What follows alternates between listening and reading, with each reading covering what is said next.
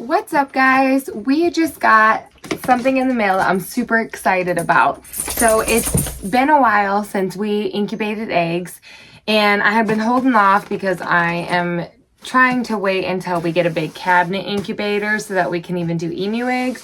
But I just got too antsy. I want to incubate some of our chicken eggs and even some peafowl eggs, so I decided to go on a hunt. Now, about 4 years ago, I had bought this same exact incubator on Amazon for probably like $26. Now, I don't even know if I could find the exact incubator again, but all the ones around this size on Amazon are like $80 to $120. It's crazy the amount that things have gone up price-wise in the past couple years. And I just kept thinking, okay, if I'm gonna spend the 100 and something on some teeny tiny incubator, then I will wait till we get a cabinet incubator, because I might as well just put the money towards that and be able to do a lot more eggs all at once. But then I was looking around on Temu, like I always do, and as our phones usually do, listen to us and pop up things that are like, hey, you talked about this. And my phone did some good listening, and I'm not even mad about it because I found the exact incubator that we used to use. And I'm really pumped because this incubator has such a great hatch rate. The first time I ever bought it, I had bought a dozen call duck eggs from a local auction and hatched out every single one of them, which is crazy. I feel like that just never happens anyway. Whether you have good eggs or not, it's just hard. And we had tried other incubators, ones that were a little bit bigger, but it just seemed like there was always an issue with holding the humidity or holding the temperature. Whereas I like this one because it seemed like with it being this small, it was super easy for it to hold a temperature and to hold the right humidity. Which I do dry hatches, which is a whole nother video. But anyway, so I found this one on Temu. I think I paid $36, which is like only $10 more than I had paid for it 4 years ago. Way better than all the prices lately. And so I'm really pumped. So I just wanted to show you the incubator, and then in another video, I'll do like maybe a setup and show you the starting, because I'm going to start with peafowl eggs, which take 28 days, and chicken eggs only take 21. So I'm going to start some peafowl eggs today or tomorrow, and then next week I will start our chicken eggs. So here is the incubator. It's just, now on Temu, they don't really give like brand names, and even when they do, you don't always get the brand that's on there. So you do save money, but you know, it's Temu, so you never know if you're going to get the one that you want. But anyway, incubators almost always come in these styrofoam packages. One thing to note, and we knew this right off the bat when we bought one 4 years ago, because I watched a bunch of videos before I got my own incubator, and the one thing people always mistakenly do is pop this off and throw this away. You do not do that. Save it, because this is supposed to be around your incubator at all times. This is one of the biggest things for helping your incubator keep the temperature it's supposed to be at. So that was one of our biggest problems. Actually, last year we incubated, and this had gotten all torn up by animals because I had it in my farm shed, and the chickens and mice and everything crazy attacked this. And we didn't have the insulation of the foam. So last year we had it like wrapped in blankets, which is like a whole nother fire hazard you don't want to deal with. So keep your styrofoam. It really does make a big difference in keeping the correct temperature within your incubator, especially if you're incubating during cooler months. It is really, really hot here in Michigan right now, so I don't think I'll have that problem, but still, I'm going to keep it because it's all the less hard your incubator has to work. Yeah, the incubator doesn't have to work as hard. So anyway, what's nice is it does have little windows. It's got the open space so you can see all of the buttons and the little window that tells you temperature and everything. And then it's got the 4 windows, which you can kind of see in. Honestly, you do need to take the styrofoam off when you're wanting to peek at your eggs, because it's hard to see through those because it keeps everything dark. But anyway, so here is the incubator with that top off. Whoops. If I can pick it up kind of nicely. So here's what it looks like with the top off. I love this. It's this rectangle, awesome incubator. I love it. Here's just the top of it that has all of the good stuff in it, all the electronic parts and everything that you need to run it. It's got where you plug in right here, all the buttons right here, the little readout, and then it actually has a light to candle your eggs too, and it works really, really good. I love this incubator. Seriously, I cannot say enough how much I love it. It's just a little one. It only does like 16 eggs max if you have chicken eggs in it. We are going to do some peafowl eggs. I think once I put those in, I'll probably only be able to do like maybe 9 chicken eggs with it, but I don't care. I want to hatch out our peafowl eggs. We donated some to a school last year and found that, was it the peafowl eggs? I think so. We did chicken eggs, guinea eggs, turkey eggs. And now that I say it, I can't remember if we had done our guinea. But either way, everything we gave to the school was fertile. And it just made me want to hatch out ours because we have only ever done our own chicken eggs. Everything else we've hatched out that was different, we got from other people. And then, like you guys know, we've never hatched out our own emu eggs. So that's for another time. This piece of styrofoam, you can throw away. That was just to keep everything tight in here. So you don't need that. So in here you have, and they even gave you a water bottle. That's cute. So you have your little tray, which goes this way. You want this little part up because this is what's going to catch on your turner. There's a little knob right here so that when you put this down like this, basically this will sit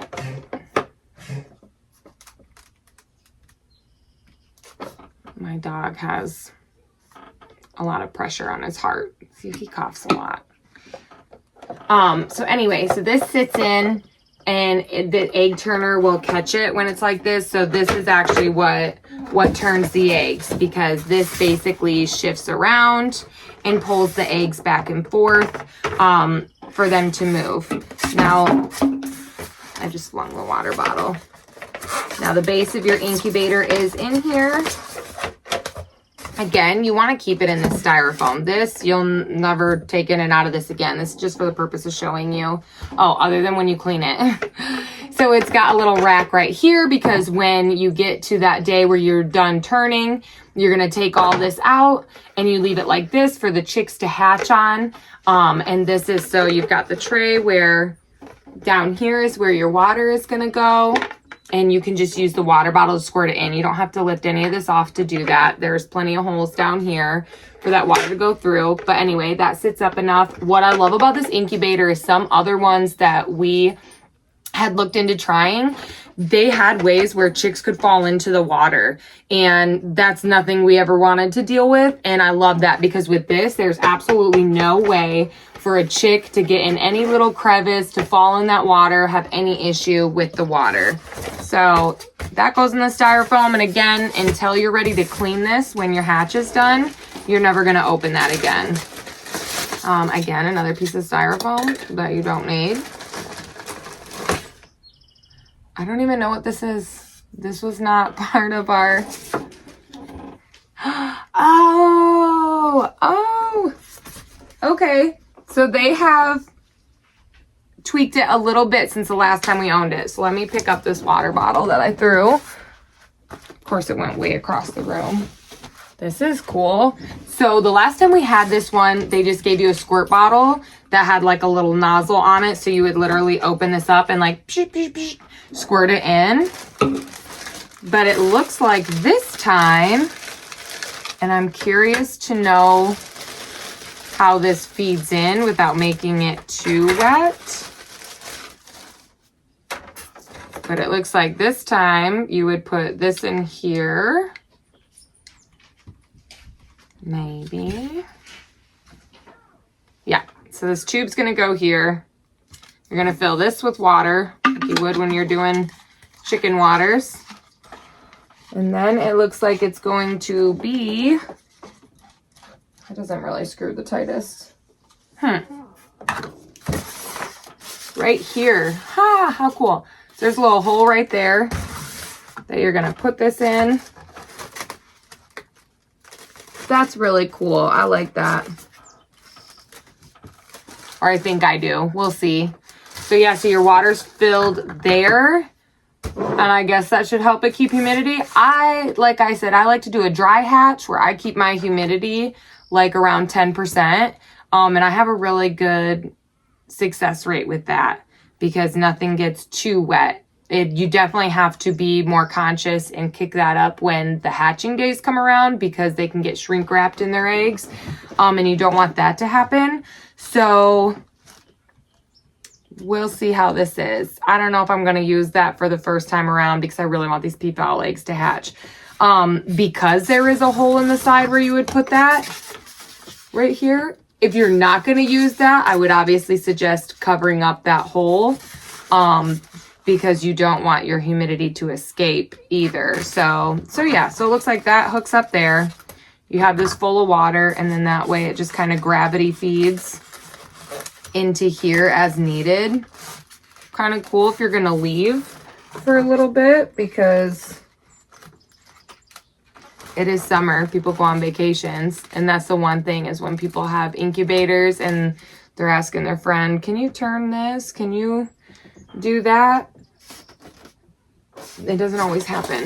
Okay. So then there's this little part in here, which actually goes to the turn thing. I said how this will stick down in this. You got to connect this first. It's kind of a little arm on it. So you can see how it is like straight on one side. We're going to just connect it onto this little part right here. Oops.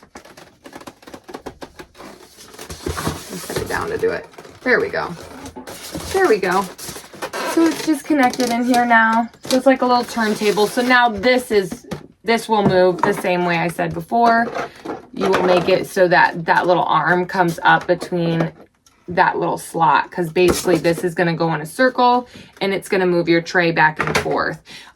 So when you put the lid on, you won't have the styrofoam on. So you will literally, as you put it on, kind of look under and look through the clear plastic to make sure that you have that stuck in right. So then you have the cord to it, which plugs in the top like I showed, and you have all your dividers here. So you're gonna put in the dividers depending on, you wanna put your eggs in first because you need to know how much space you're gonna need in between. But you'd have these in, so you can make it small enough to do like quail eggs.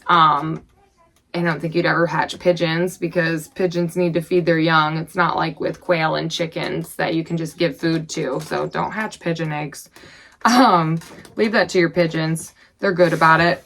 But yeah, quail, pheasant, you can make real small for those. Chicken eggs, you can make it super huge for turkey eggs, peafowl eggs, duck eggs. This is not big enough to, even if you leave this out, you're not going to fit an emu egg in there. We did try to see if we had the room and we had our old one because we thought if you take the tray and everything out, you can just self-turn it, but there's not enough room for that. It doesn't have the height needed for that. So you usually have a little extra unless you are doing a bunch of like pheasant or quail eggs and keeping them really small. But otherwise you have a lot of extra or a couple extra that you can just set to the side. So then you do as I said, and you put it so that the turntable is right there. Scoot that in. Now, last time that we had this, I couldn't get it to stop reading off of Celsius. And honestly, even when they read Fahrenheit anyway, I usually get a separate thermometer to have in there. I usually have a separate thermometer in there anyway, just to double check that it's reading correctly. You want to keep it around like 98, 99 degrees. I usually keep mine anywhere from 98 to 100 degrees for hatching. So you're going to plug in the side there. Boop. And then we're going to see if we have an extra plug-in spot here. I'm plugging my stand.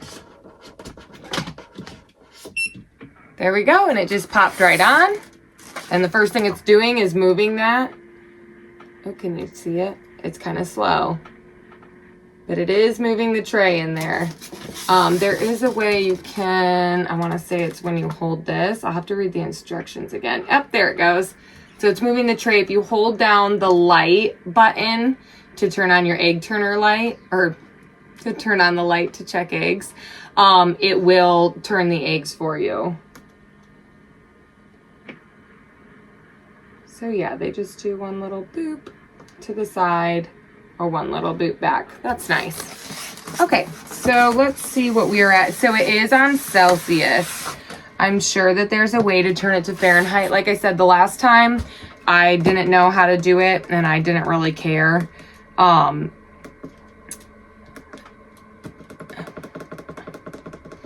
just turned it up super high and kept it at that. What's nice is you can take this, oh yeah, put this on before you plug it in because I can't get it in now. Oh well, we're just testing this anyway. So before you put any eggs in, another thing you want to do is let it run for a good like 12 to 24 hours to get that temperature in there really good. I don't think I've ever had to run it more than like 8 to 12 hours. They suggest 12 to 24. I think at about 8 to 12 hours, and it usually gets up to temperature, especially when it's a smaller one like this, like I said. But yeah, that's how you put it together.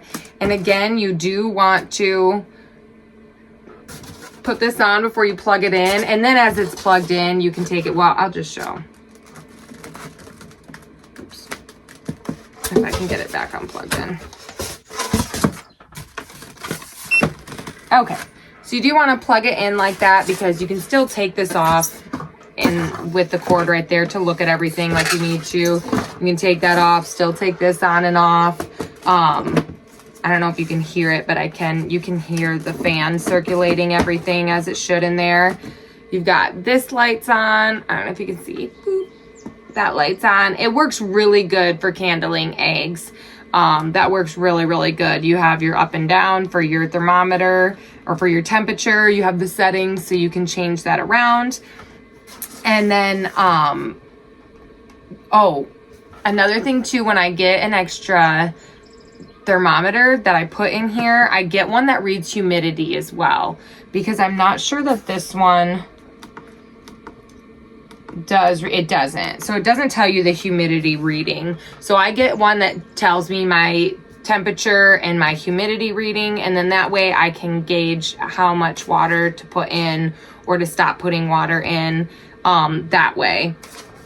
So yeah, so I'm really excited. I'm telling you, this is one, if you can find this one, and like I said, it's really hard to go off a brand because Temu, there's, you know, a million off brands for each incubator, and I don't even know that I see a brand on there. It says HHD in the corner. If that's any help, I'll just show the front again. Let me unplug this. Oops, wrong thing.